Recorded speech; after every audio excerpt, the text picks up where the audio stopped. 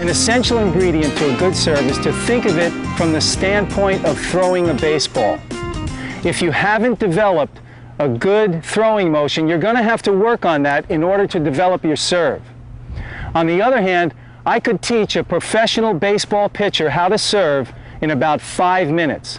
Once he learns the coordination of the toss, because his throwing arm knows exactly what to do. The throwing motion is the same motion that you want for your serve.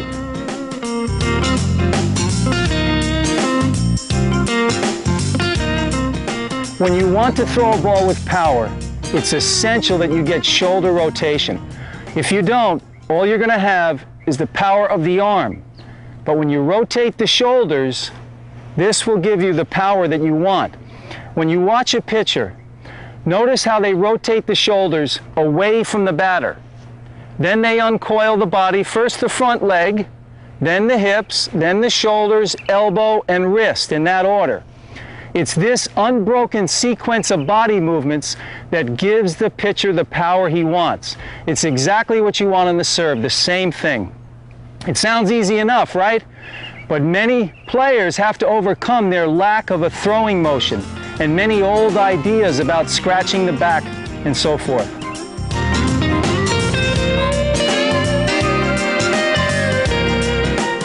If you haven't developed a good throwing motion, practice with a friend or against a wall. Here are some key points to remember.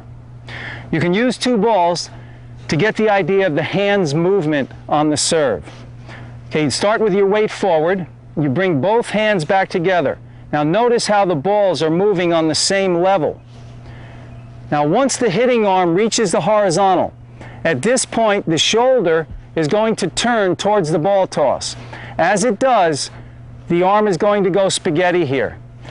That means just relax the arm, break the elbow, let the arm go spaghetti. It's also essential at this point that the palm of the hand does not turn up. Notice how the palm is down. At this point, the hand's first movement is this way, up like I'm going to salute or tip my hat. So the hand moves this way with the palm down. This is one of the most crucial things you need to learn on your serve. At this point, if the palm goes up, you're going to get a patty cake serve. Your arm will never form that nice loop that gives you a fling or a nice throw.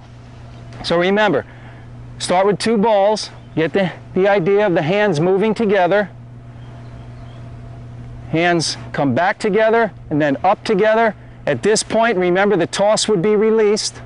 Now the shoulder's going, the hitting arm goes spaghetti at the shoulder and go up towards your contact point. So work on that throwing motion. It's essential for a good serve. Okay, so practice your throwing motion every chance you get. You know, in the summertime, if you go to the beach, bring a tennis ball along and practice that throwing motion. It's really going to pay off with your serve. So Dave and I here are going to just practice throwing, and this will really help our motion. So remember, bring the hands back together. When the hitting arm reaches that horizontal, remember the palm stays down, the hand comes up like you're going to salute or tip your hat. Keep that palm down, that's crucial. Just come down and then fling. Okay, Dave, throw it back. Dave, that's it, good. Okay, so we're just practicing our throwing motion here. Remember to rotate your shoulders, that's it, Dave. Rotate the shoulders away and then come around. Okay, so throwing is the idea. That's the exact same motion as serving. So work on that throwing motion. Very good, Dave. Some great practice for your serve is to get an old racket and practice throwing over the net. Remember, don't grip the racket tight. You don't want white knuckles on this one. You want it nice and loose. On a scale of 1 to 10, 10 being the tightest, hold the racket at, let's say, 2 or 3, nice and relaxed, as if you were holding a small bird.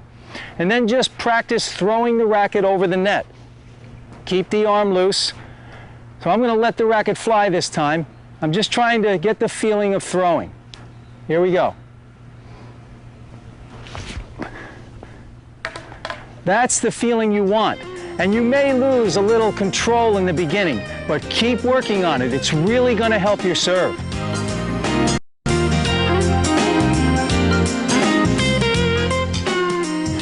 Remember, once the hitting arm reaches the horizontal, this is a key factor here. The palm of the hand has to stay down. Remember, the palm of the hand stays down and comes up like you're going to salute or tip your hat. This will enable the racket to come up over your head.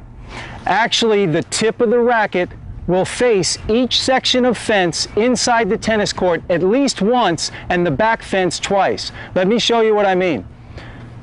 Okay, I start with my weight forward, I rock back. Now the tip of the racket is facing the back fence. Now the hitting shoulder starts to go towards the ball toss. Now the tip of the racket is facing the side fence. Now I keep rotating the shoulders. Tip of the racket is facing the far fence. Rotation continues. Now I'm facing the side fence here. As I come around to hit the ball, now the tip of the racket again is facing the back fence. Now I go for my hit. So remember, this is a key point. Keeping the palm down enables you to form that perfect loop with the racket. If the palm goes up, you're going to get the patty cake serve. If the palm stays down, now the racket can form that nice loop.